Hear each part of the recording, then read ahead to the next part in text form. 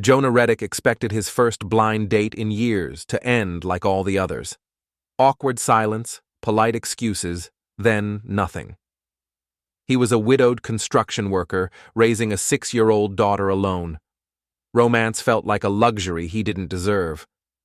But 30 seconds after sitting down, the woman across from him pulled up her sleeve, revealing horrific burn scars that ran from wrist to shoulder, and said flatly, "No one wants to date me, mister." The coffee shop seemed to freeze. He could stand up and walk away like the men before him, or he could do something no one expected. One choice would change 3 lives forever. Jonah hadn't wanted to come. His sister had set this up 3 weeks ago, insisting he needed to move on, that it had been long enough. He'd said yes just to stop the conversation. Now he sat in a corner booth at some overpriced coffee shop downtown, watching the door like it was a trap about to spring. His hands were rough from years of construction work, calloused, and scarred from handling lumber and concrete. Working hands, hands that built things and fixed things and held his daughter when she cried at night because kids at school called her a monster.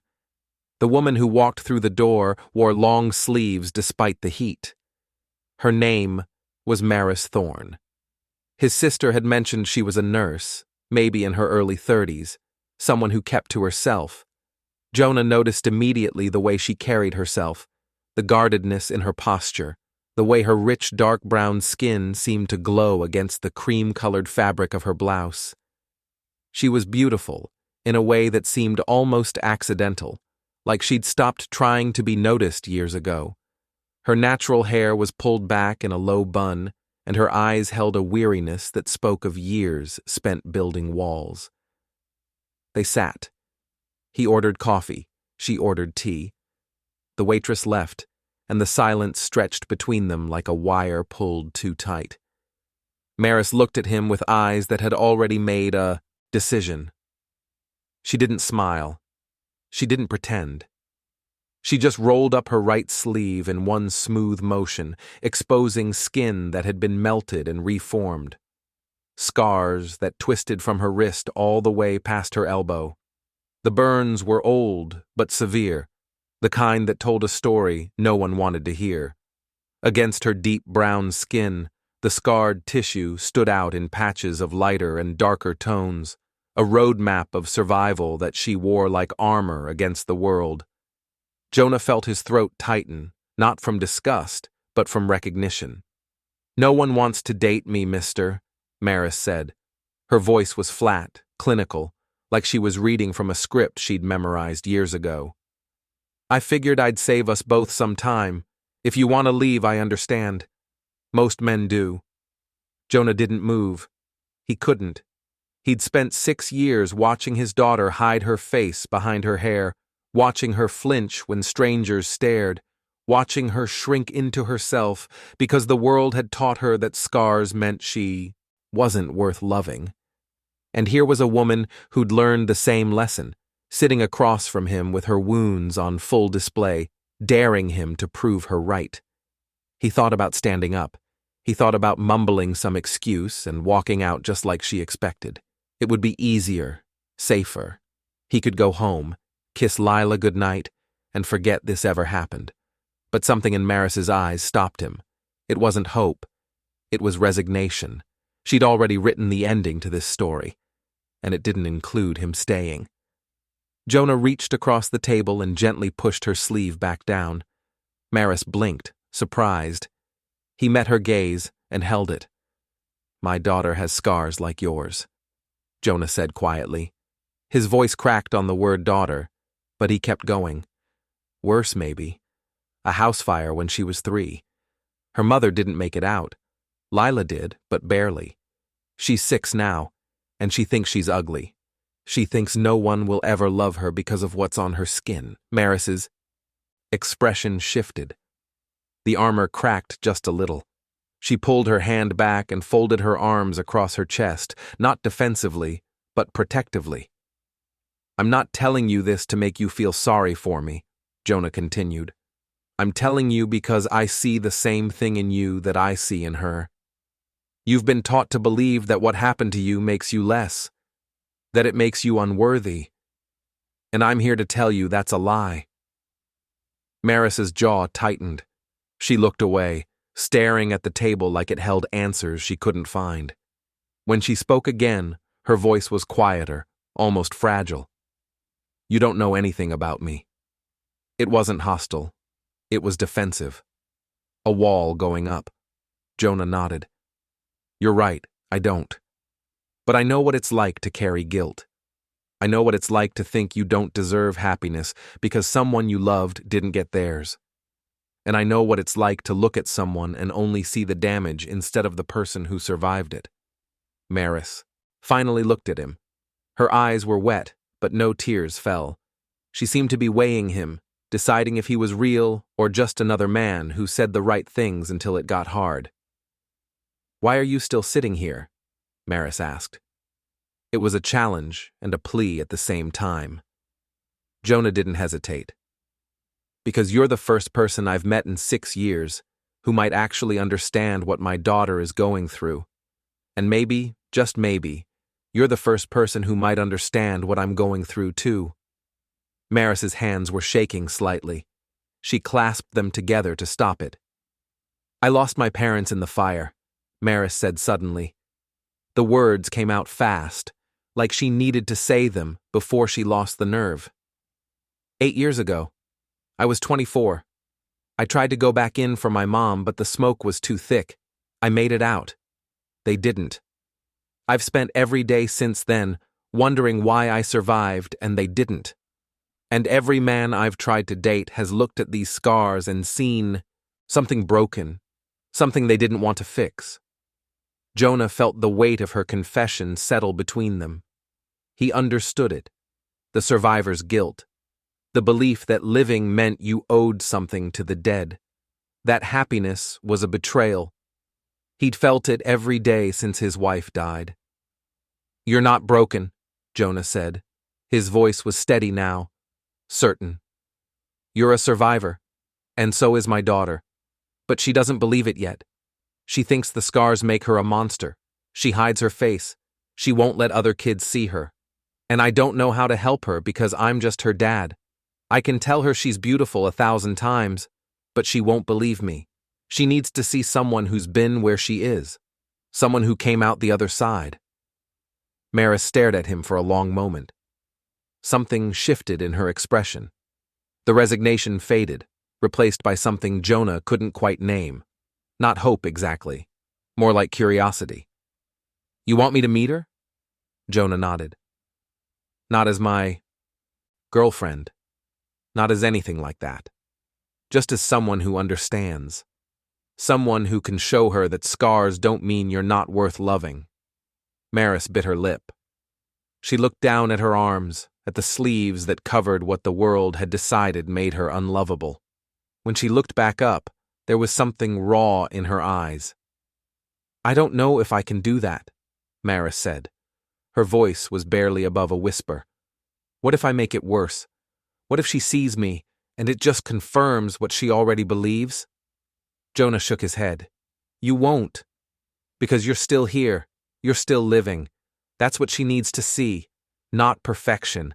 Just survival. Maris wrapped her hands around her tea, letting the warmth seep into her fingers. She seemed to be turning the idea over in her mind, testing its weight. I work in pediatrics, Maris said finally. I see kids all the time who've been through trauma, burns, accidents, abuse. I know how to talk to them. But this feels different. This feels personal. Jonah understood. It was personal. It was asking a stranger to step into the most painful part of his life and offer something he couldn't give his daughter himself. I'm not asking you to fix her, Jonah said. I'm just asking you to show up, to let her see that someone like her exists in the world and is okay. That's all. Maris took a long breath. She looked at him. Really looked at him, like she was trying to see past the request to the man making it. Whatever she saw there must have been enough, because she nodded slowly. Okay, Maris said. Her voice was soft, but resolute. I'll meet her. But I need you to understand something. I'm terrified. I haven't let anyone close in 8 years. I've built a life around being alone because alone is safe. If I do this and it doesn't work, I don't know if I can handle another rejection. Jonah reached across the table again, this time offering his hand palm up. Maris looked at it, then placed her scarred hand in his. Their fingers intertwined.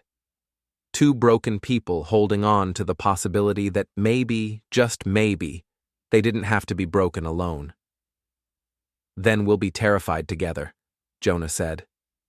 And for the first time since she walked into the coffee shop, Maris smiled. The park meeting happened on a Saturday afternoon, 3 days later. Jonah had spent those 3 days preparing Lila, trying to explain that someone special was coming to meet her, someone who understood what she was going through.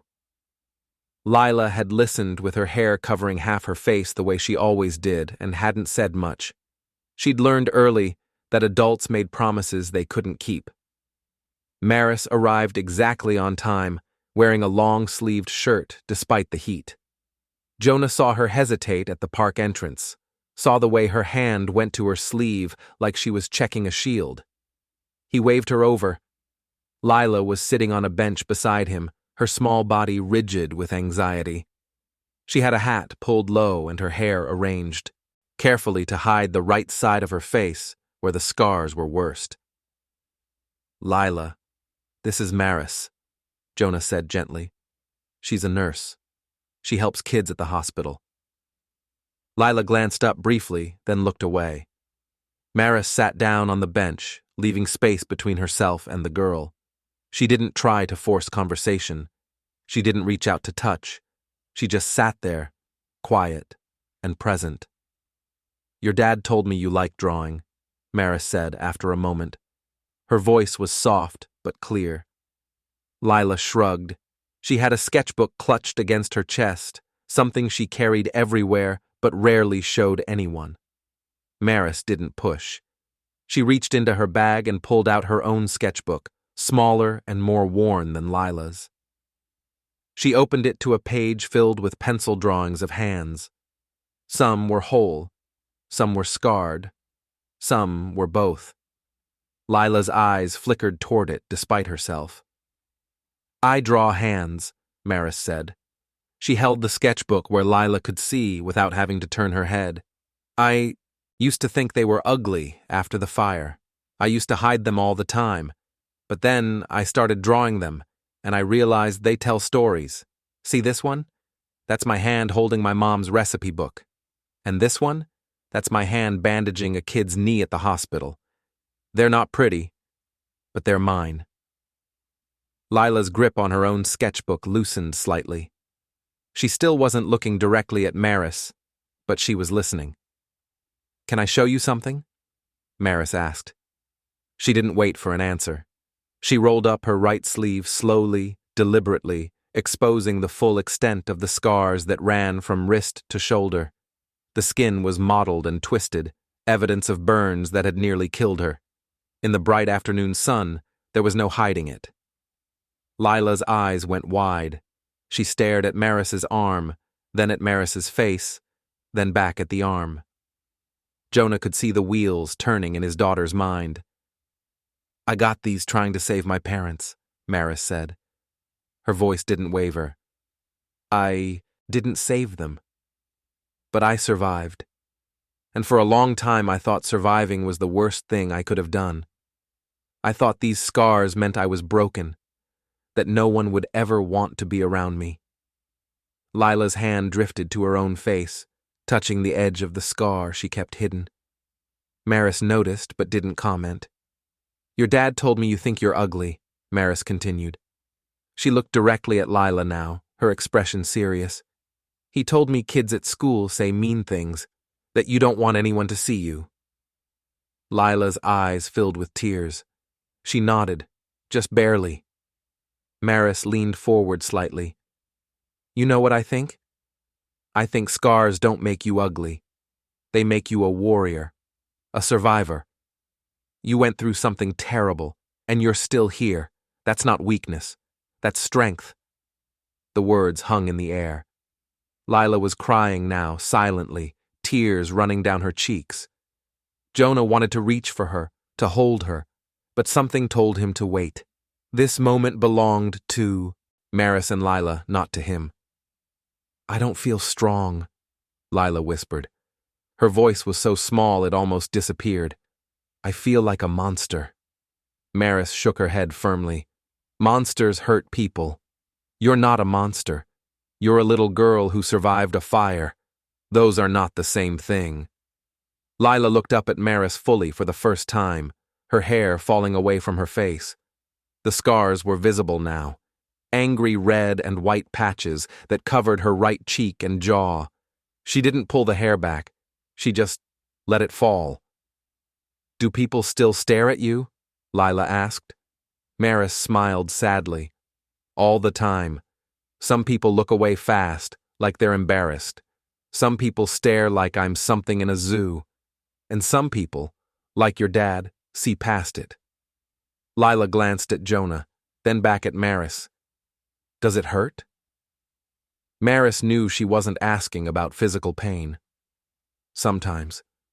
When I'm alone and I look in the mirror, and I remember what I used to look like. When I think about all the things I can't do, because people judge me before they know me. Yeah, it hurts. But not as much as it used to." "Why not?" Lila asked. She was leaning forward now, engaged. Maris thought about it for a moment. "Because I stopped waiting for the world to tell me I was okay. I started telling myself. And I started helping other kids who were going through the same thing. Kids in the hospital who have burns or scars or injuries that make them feel like they're not normal. I show them my arms and I tell them what I'm telling you. That they're warriors. That they survived. That they're not broken." Lila wiped her eyes with the back of her hand. She opened her sketchbook and flipped to a page near the back. It was a drawing of a girl with no face, just a blank oval where the features should be. Under it, in careful child handwriting, were the words, "I am invisible." Maris looked at the drawing for a long time. When she spoke, her voice was thick with emotion. "You're not invisible, Lila. You're right. Here. And you're seen. Not because of your scars, but in spite of them. Because of who you are underneath." Lila stared at the drawing, then at Maris. Then slowly, carefully, she reached up and pulled her hair completely away from her face. It was the first time Jonah had seen her do that in public in over a year. The scars were fully visible, running from her temple down to her jaw across her neck. She looked terrified and brave at the same time. Maris smiled, not a pitying smile, a real one. "There you are," she said softly. "There's the warrior." Lila's lip trembled. Then, without warning, she lunged forward and wrapped her arms around Maris. Maris froze for just a second, surprised, then carefully hugged her back. Jonah felt his throat close up. He turned away, giving them the moment. When Lila finally pulled back, she was smiling through her tears. "Will you come back?" she asked. Maris looked at Jonah, then at Lila. "If your dad says it's okay, yes, I'll come back," Lila turned to Jonah with more hope in her eyes than he'd seen in years. "Dad, can she? Please." Jonah nodded, not trusting his voice. The next 2 weeks were different. Maris came by 3 more times, always bringing her sketchbook, always talking to Lila like she was an equal. They drew together. They talked about the hospital, about the kids Maris worked with, about what it meant to be brave when you didn't feel brave. Lila started leaving her hair pulled back more often. She stopped wearing hats every single day. She even smiled at a classmate once, something Jonah had thought might never happen again. But it wasn't just Lila who was changing. Maris was too. She started showing up in short sleeves sometimes, her scars visible to anyone who looked. She talked more about her parents, about the fire, about the 8 years she'd spent hiding. And slowly, carefully, something grew between her and Jonah. Not romance exactly, not yet, but connection, understanding, the kind of bond that forms between people who've both been to hell and found their way back. The breaking point came on a Tuesday night. Jonah had just gotten home from a construction site, exhausted and covered in dust. Lila was supposed to be at a friend's house for dinner, but when he walked in, she was on the couch, pale and shaking. Her breathing was shallow and rapid. Jonah's heart dropped. "Lila, what's wrong?" He rushed to her side, touched her forehead. She was burning up. Lila tried to speak but couldn't get the words out. She pointed to her neck, to the scars. Jonah looked closer and felt ice flood his veins. The skin around the scars was red and swollen, angrier than he'd ever seen it. He grabbed his phone and dialed 911. Then, without thinking, he called Maris. She picked up on the second ring. "Jonah, what's wrong?" "It's Lila," Jonah said. His voice cracked. "Something's wrong with her scars. She's burning up and I don't know what to do. I called 911, but I don't—" He couldn't finish the sentence. Maris didn't hesitate. "I'm on my way. Keep her cool. Wet towels on her forehead and neck. Don't touch the scars directly. I'll be there in 10 minutes. Maris burst through the door 8 minutes later, still in her scrubs. She had a medical bag with her. She knelt beside Lila, her movements calm and precise. She checked Lila's pulse, her breathing, her temperature. She examined the scars without touching them. "It's an infection," Maris said. She looked up at Jonah. "The scar tissue is compromised. It happens sometimes with old burns. The ambulance will take her to the ER, but I can stabilize her until they get here." She worked quickly, cleaning around the infected area, applying medication, wrapping it carefully. Lila's breathing started to slow. The panic in her eyes eased slightly. Maris held her hand and spoke to her in a low, steady voice, the kind of voice that said everything would be okay. The ambulance arrived. The paramedics took over, but Maris went with them. Jonah followed in his truck. At the hospital, Maris stayed with Lila while the doctors worked, translating medical terms, explaining procedures, making sure Lila wasn't scared. Lila was discharged 2 days later with antibiotics and strict instructions about wound care. The infection had been serious, but caught in time. The doctor said if Maris hadn't acted when she did, it could have been much worse. Maris stayed with them that first night. She slept on the couch, insisting she wanted to monitor Lila's fever. Jonah woke up at 3 a.m. to find her sitting beside Lila's bed, one hand resting gently on the girl's forehead, checking her temperature. The image burned itself into his memory. This woman who'd spent 8 years avoiding attachment was now keeping vigil over his daughter like she was her own. The next morning, Lila woke up feeling better. The fever had broken. She saw Maris sitting in the chair by the window and smiled. "You stayed," Lila said. Her voice was hoarse but steady. Maris nodded. "I told you I would. Warriors stick together." Lila sat up slowly. She looked at Maris with an intensity that seemed too old for a 6-year-old. "Are you going to be my mom?" The question landed like a bomb. Maris's face went pale. Jonah, who had just walked in with breakfast, froze in the doorway. Neither of them had expected this. They'd been so careful not to label what was happening between them. Maris opened her mouth, then closed it. She looked at Jonah, her eyes wide with something between panic and longing. "Lila, that's not—" Jonah started, but Lila cut him off. "I want her to be my mom," Lila said. She wasn't asking anymore. She was declaring. "She makes me feel brave. She doesn't look at me like I'm broken. And she stayed when I was sick. Moms stay."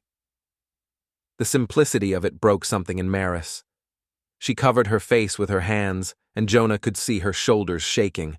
Lila looked alarmed. "Did I say something wrong?" Maris dropped her hands and shook her head quickly. She crossed to the bed and sat down beside Lila, taking both of the girl's small hands in her scarred ones. Her face was wet with tears, but her voice was clear. "You didn't say anything wrong," Maris said. "You said something very, very right. But I need you to understand something. I'm scared. I'm scared that if I try to be your mom, I'll mess it up. I'll let you down. I've never been anyone's mom before. I don't know if I'm good enough." Lila looked at her seriously. "You saved me," she said. "You knew what to do when I was sick and Dad didn't. You showed me how to be brave. That's what moms do." Maris's breath caught. She looked at Jonah again, and this time he saw it clearly. She wanted this. She wanted them. But she was terrified. Jonah came to sit on the other side of the bed. He put a hand on Maris's shoulder. "You don't have to decide right now," Jonah said quietly, "but I need you to know something. You're not just good enough. You're exactly what we need, what Lila needs, what I need." Maris looked at him, trying to believe the words. "I've spent 8 years convincing myself I wasn't meant for this," she said. Her voice was raw. "That family was something other people got, not me. And now you're both sitting here telling me I can have it, and I don't know how to trust that it's real." Jonah understood. He'd felt the same way after his wife died. "It's real," Jonah said. "And it's terrifying, but it's also worth it." Maris closed her eyes. When she opened them again, something had shifted. The fear was still there, but so was determination. "Okay," Maris said. The word was soft but final. "Okay. I don't know how to do this. I don't know if I'll be any good at it. But I want to try. If you'll let me." Lila threw her arms around Maris's neck. Maris caught her, held her close, and for the first time since Jonah had met her, she looked like someone who believed she had the right to be loved. The weeks that followed weren't easy. Maris moved in slowly, tentatively, bringing her things one box at a time. But gradually she settled. Her drawings appeared on the refrigerator next to Lila's. Her nursing books filled a shelf. Her laughter filled spaces that had been silent for too long. Lila transformed. She stopped hiding her face at school. She made friends. She even stood up to a boy who called another girl ugly, telling him that scars didn't make you a monster, they made you brave. Jonah watched it all unfold and felt something he hadn't felt in 6 years. Not just happiness, but wholeness. The belief that his family wasn't broken anymore, just rebuilt differently, stronger. One evening, 3 months after Lila's hospital stay, the three of them sat in the backyard watching the sunset. Lila was between them, her sketchbook open, drawing a picture of 3 people holding hands. Maris had her sleeves rolled up, her scars visible and unremarked upon. Jonah had his arm around both of them. "Dad," Lila said without looking up from her drawing, "can Maris stay forever?" Jonah looked at Maris. She looked back at him. They hadn't talked about forever yet. "I think that's up to Maris," Jonah said carefully. Maris set down the book she'd been reading. She looked at Lila, then at Jonah, and her expression was open in a way it hadn't been when they first met. No armor, no walls. "I'd like that," Maris said, "if you'll have me." Lila grinned and went back to her drawing. Jonah reached over and took Maris's hand, his rough construction worker fingers intertwining with her scarred ones. They sat there as the sun went down. 3 people who'd all believed at one point that they were too broken to deserve love, proving themselves wrong just by staying. 6 months later, Maris led her first support session for burn survivors at the hospital. She stood in front of 20 kids ranging from 5 to 15, all of them carrying scars, visible and invisible, and she told them her story. She told them about the fire that took her parents, about the 8 years she spent hiding, about meeting a man and a little girl who taught her that scars weren't endings. They were proof you'd survived. Lila sat in the front row, her scars fully visible, her hair pulled back in a ponytail. When Maris finished speaking, Lila stood up and told her own story. About the fire that took her mother. About believing she was a monster. About meeting a woman who showed her what being a warrior really meant. By the time she finished, half the kids in the room were crying. The other half were smiling. Maris looked at Jonah, who was standing in the back of the room, and she mouthed 2 words. "Thank you." He shook his head. No thanks were needed. This was what family looked like when you built it from broken pieces. Imperfect, scarred, but whole in the ways that mattered. That night, after Lila was asleep, Jonah and Maris sat on the porch. She leaned against him, her head on his shoulder. "Do you ever regret it?" Maris asked quietly. "That blind date? Saying yes to all of this?" Jonah thought about it, about the fear, the uncertainty, the risk of opening his heart again after losing so much. Then he thought about Lila, laughing with her friends at school, about Maris standing in front of those kids and giving them hope, about the family they'd built together from nothing but scars and stubbornness. "Not for a second," he said. Maris smiled and closed her eyes. "Me neither." And in that moment, sitting together in the dark, 3 scarred people who'd found each other against all odds, they were exactly where they were meant to be. Not perfect, not healed, but together. And that was enough.